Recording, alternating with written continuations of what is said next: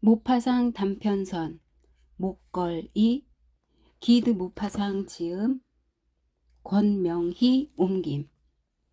운명의 실수처럼 평범한 셀러리맨의 집안에서 태어난 예쁘고 매력적인 한 여인이 있었다. 가져갈 지참금도 물려받을 유산도 없었던 그녀는 집안 좋고 부유한 남자로부터 청혼을 받을 형편조차 못 되었다. 그래서 결국 교육부에서 일하는 말단 공무원과 해치우듯 결혼해 버렸다. 화려한 장신구 하나 없이 늘 수수한 차림이었던 그녀는 남들에 비해 뒤처지는 것 같아 불행하기만 했다. 여자들의 출신이나 집안을 대신할 만한 것은 오직 미모와 우아한 매력밖에 없었다. 천성적인 섬세함이라든가 본능적인 우아함, 재기와 부드러움만이 여자들의 서열을 매길 수 있는 유일한 조건이었다. 똑같은 조건의 평범한 여자라도 그러한 기질을 갖추고 있다면 얼마든지 귀부인이 될 수 있었다. 그녀는 자신이 온갖 우아함과 화려함을 누리기 위해 태어난 여자라는 생각을 한시도 지울 수 없었다. 그런데 이와 전혀 다른 현실에 맞닥뜨릴 때면 고통스러운 탄식이 절로 흘러나왔다. 집은 초라하고 벽들은 파손되어 있고 의자는 낡아서 삐걱대고 양탄자는 지저분하기 짝이 없었다. 비슷한 수준의 삶을 살아가는 여느 여자들이 그냥 지나칠 법한 것들에도 그녀는 유난히 진저리를 치며 분개했다.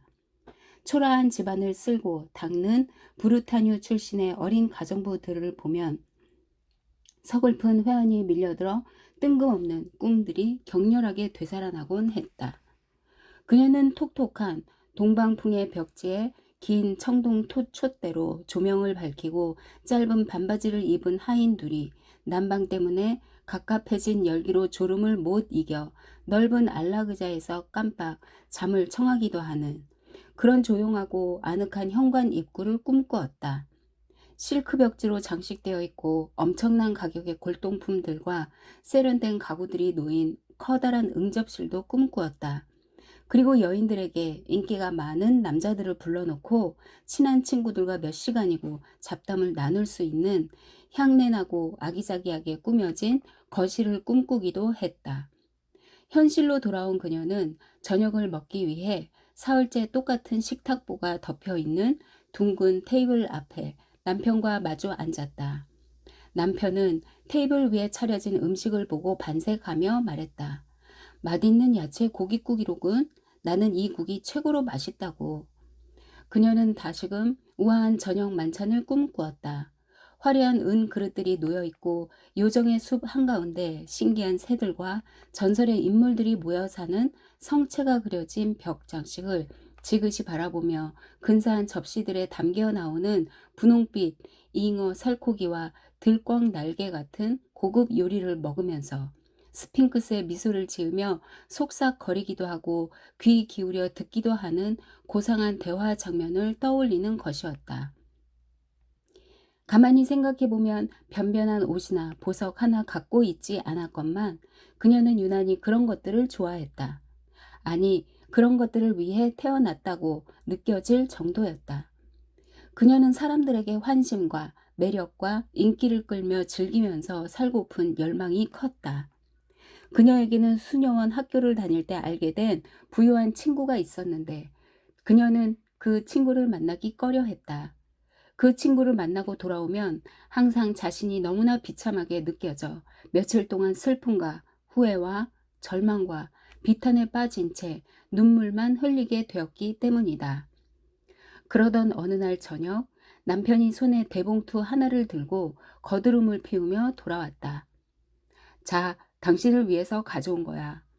그녀는 재빨리 봉투를 뜯어 그 안에 들어있는 초대장을 꺼내보았다. 초대장에는 이렇게 적혀 있었다. 교육부 장관 조르주 랑포노 내외는 1월 18일 월요일 장관 관저에서 파티를 열 예정입니다.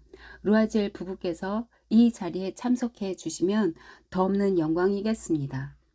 아내가 틀림없이 기뻐할 거라고 생각했던 남편의 예상과 달리 그녀는 초대장을 테이블에 휙 집어던지며 화를 냈다.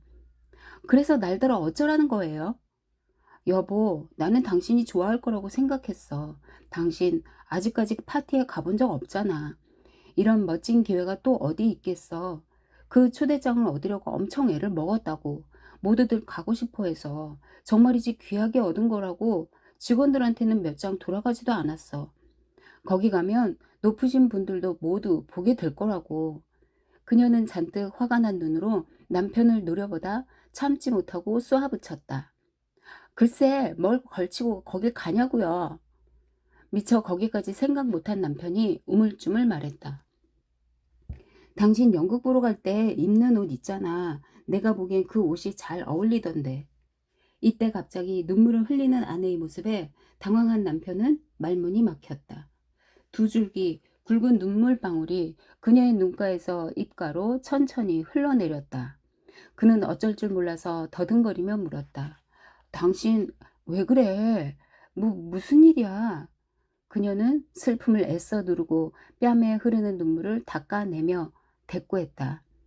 아무 일도 아니에요. 그냥 마땅히 입고 갈 옷이 없으니 파티에 못 가겠구나 싶어서 그랬어요.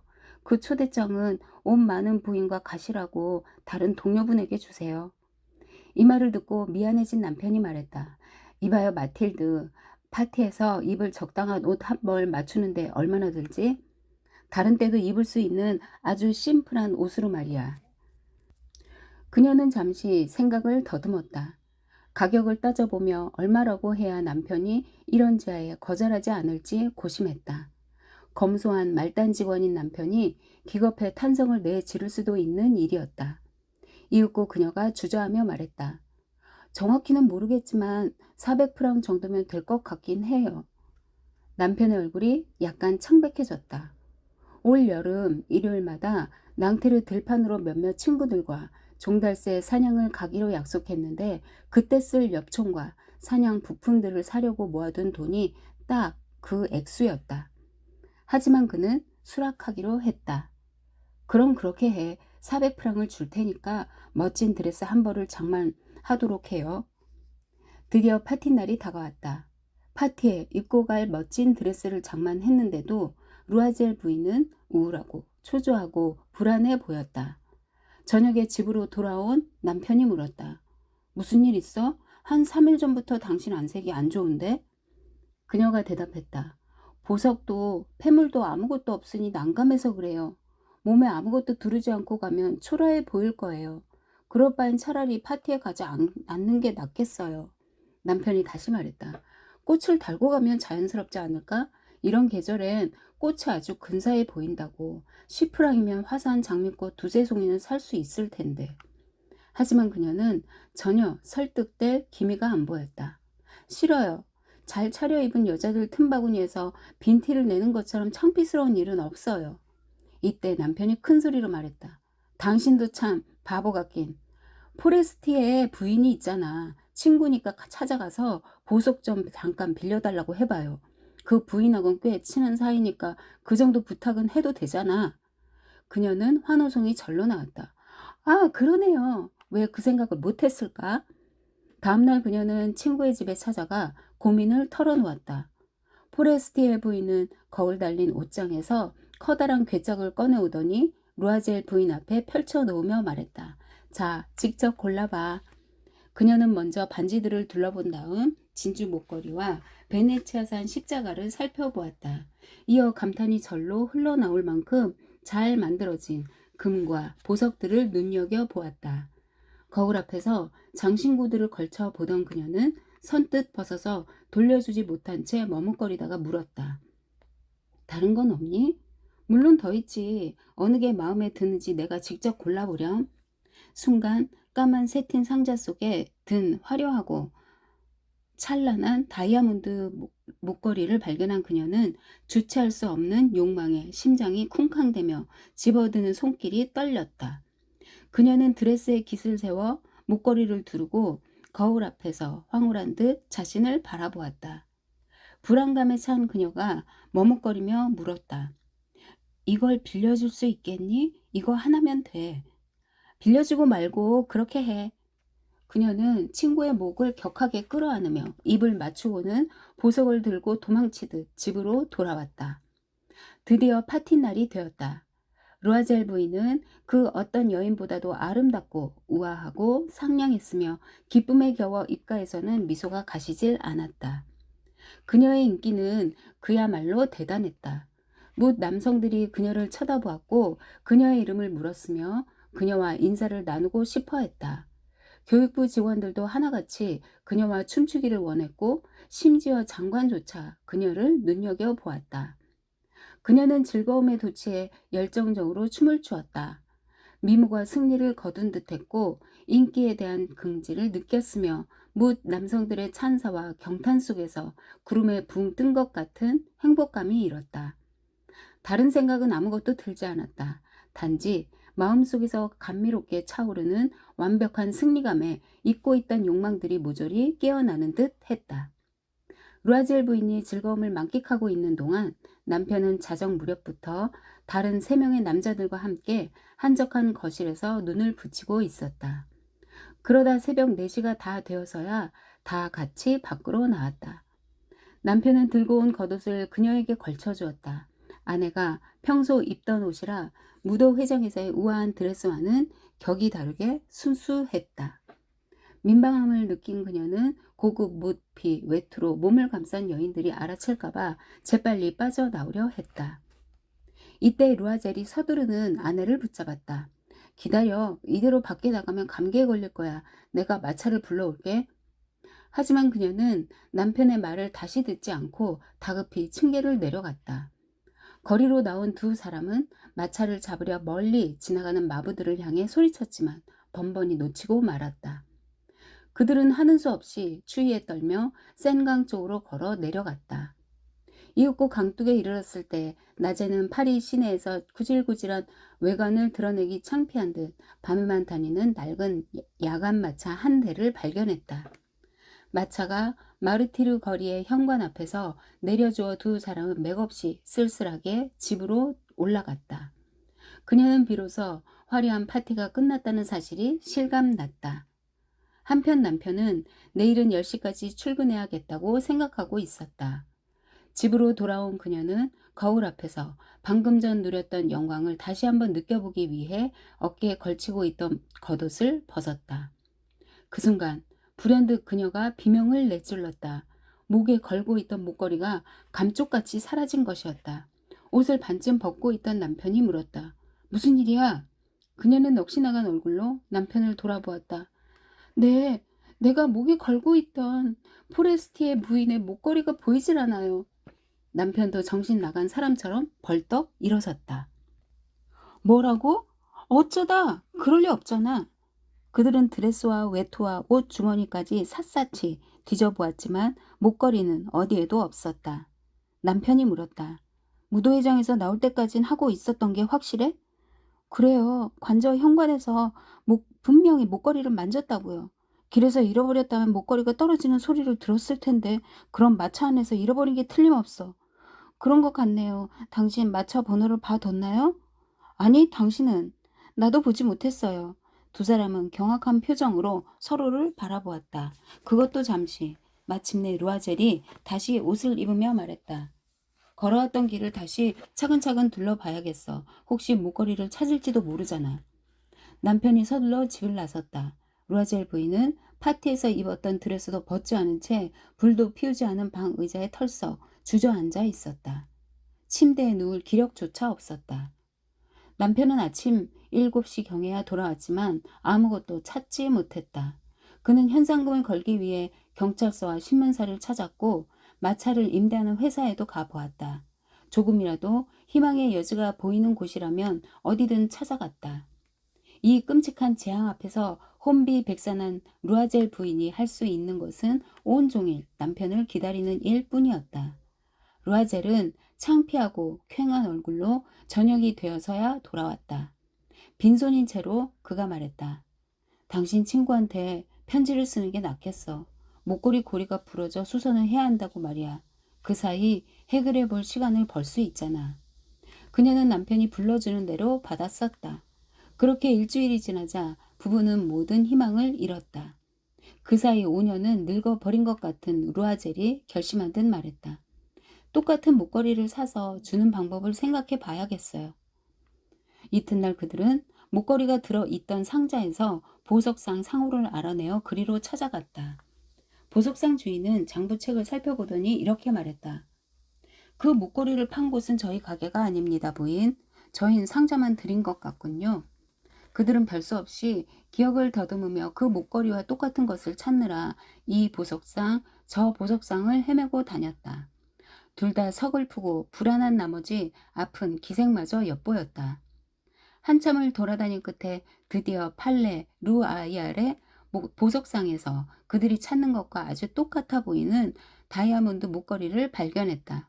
가격이 4만 프랑이나 하는 그 목걸이를 보석상은 3만 6천 프랑까지 깎아주겠다고 했다. 그들은 보석상에서 사흘 동안만 팔지 말고 기다려 달라고 청하고 나서 만약 2월 말까지 잃어버린 목걸이를 찾게 되면 이 목걸이를 3만 4천 프랑에 되파는 조건을 내걸었다. 루아젤은 그의 아버지가 유산으로 남긴 1만 8천 프랑의 돈을 갖고 있었다. 나머지 돈은 어떻게든 빌려볼 생각이었다. 그는 이 사람에게서 1천 프랑, 저 사람에게서 500 프랑, 여기서 5루이, 저기서 3루이씩 돈을 빌리고 다녔다. 빌린 돈에 대한 차용증을 쓰고 막대한 저당을 잡히고 고리대금 업자건 사채업자건 가리지 않고 다 만났다. 그는 인생에서 목표로 하던 모든 것을 내걸고 갚을지 장담할 수 없는 위험을 무릅쓰고서 차용증에 서명을 했다. 앞날에 대한 불안, 그에게 닥칠 비참한 삶, 또 물질적인 궁핍과 정신적인 고통을 예상하며 3만 6천 프랑을 보석상의 계산대 위에 올려놓고서 새로운 목걸이를 손에 넣을 수 있었다. 마침내 루아젤 부인은 새 목걸이를 들고서 포레스티의 부인을 찾아갔다. 그러자 포레스티의 부인이 언짢은투로 말했다. 좀 일찍 갖다 주지 그랬어. 내가 필요했을 수도 있잖니. 다행히 포레스티의 부인은 보석 상자를 열어보지 않았다.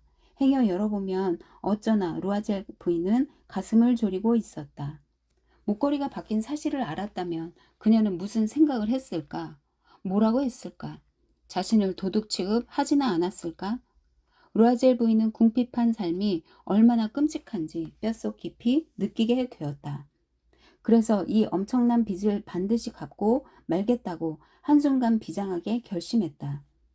그녀는 하녀도 내보내고 거처도 옮겨 지붕 및 다락방으로 새를 얻어 들어갔다. 집안일은 고되고 부엌일은 해도 끝이 없다는 것을 그녀는 새삼 깨달았다. 분홍빛 손톱이 망가지도록 기름때 묻은 사기 그릇들과 냄비 바닥을 박박 문질러 설거지를 했다. 더러운 세탁물과 셔츠와 걸레도 직접 손빨래를 해서 줄에 널었다. 아침마다 쓰레기를 버리러 내려간 김에 물을 길어서 올라올 때에는 층계마다 멈추어 숨을 몰아 쉬어야 했다. 서민 여인네들처럼 아무 옷이나 걸치고서 팔에 장바구니를 낀 채 과일가게와 식료품점과 정육점을 들러 돈 몇 푼 아껴 보겠다고 값을 깎다 험한 소리를 듣기도 하며 한 푼씩 모아갔다. 매달 차용증에 적힌 빚을 갚아갔지만 새로 차용증을 써서 시간을 벌어야 할 때도 있었다. 남편도 쉼없이 일했다. 저녁에는 상인들의 회계 장부를 정리해주고 밤에도 틈만 나면 장당 얼마 안 되는 돈을 받고 서류를 베껴 써주는 일을 했다. 그렇게 10년의 세월을 보낸 후에야 그들은 비로소 모든 빚을 청산했다. 고리대금 이자와 밀린 이자들까지도 싹 다 갚았다. 루아젤 부인은 어느새 폭삭 늙어 있었다. 쪼들리는 집안 살림 탓에 빗질도 잘 안 한 머리에 삐뚤어하니 돌아간 치마를 입은 강인하고 굳세고 억척스러운 여인이 되어버린 것이었다. 그녀의 손은 빨갛고 거칠었다. 그녀는 귀청이 따갑도록 크게 말했고 물을 휙휙 뿌려가며 마룻바닥을 닦았다. 하지만 이따금 남편이 출근하고 나면 창가에 앉아 그 옛날 무도회가 있었던 저녁 파티를 떠올리곤 했다. 그날 그녀는 얼마나 아름답고 못사람들의 찬사를 받았던가. 그 목걸이를 잃어버리지만 않았다면 어땠을까? 정말 모를 일 아닌가? 인생이 기묘하게 한순간 바뀌어버릴 줄 누가 알았겠는가? 사소한 것 하나 때문에 신세를 망치기도 하고 구제를 받는 기분이 들기도 하다니. 어느 일요일 그녀는 일주일 동안의 고된 살림살이에서 벗어나 샹젤리제도 돌아볼 겸 외출을 했다. 그런데 불현듯 한 여인이 그녀의 눈앞에 들어왔다. 아이를 데리고 산보를 하는 그 여인은 다름 아닌 포레스티의 부인이었다. 포레스티의 부인은 여전히 젊고 아리따고 매력적이었다. 루아젤 부인은 울컥해지는 것을 느꼈다. 친구에게 말을 해야 할까? 물론 그래야 해. 이제 빚도 다 갚았는데 사실대로 이야기하지 못할 이유가 어디 있겠어? 그녀는 포레스티의 부인에게 다가갔다. 잘 지냈어, 잔느?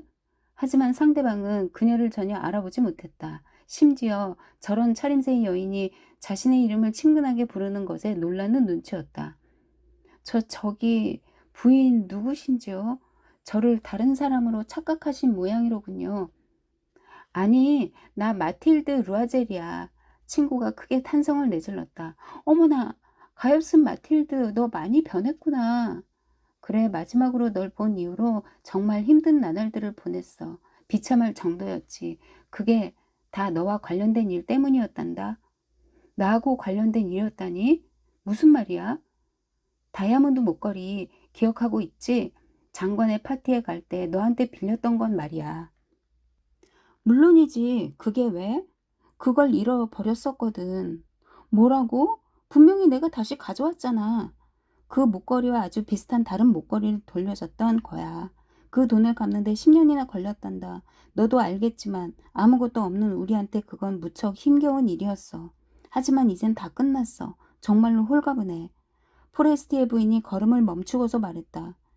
내 목걸이를 잃어버려 대신 다른 다이아몬드 목걸이를 사서 돌려줬다는 얘기니? 그래, 눈치 못 챘구나. 두 개의 목걸이가 아주 똑같았었지. 그녀는 순진하고도 우쭐한 기쁨의 미소를 지었다. 포레스티의 부인은 감정이 격해진 나머지 그녀의 손을 와락 잡으며 말했다. 오, 가엾은 마틸드. 내 목걸이는 가짜였어. 고작 500프랑밖에 안 되는 거였단다. 1884년 골루아지에 발표된 작품.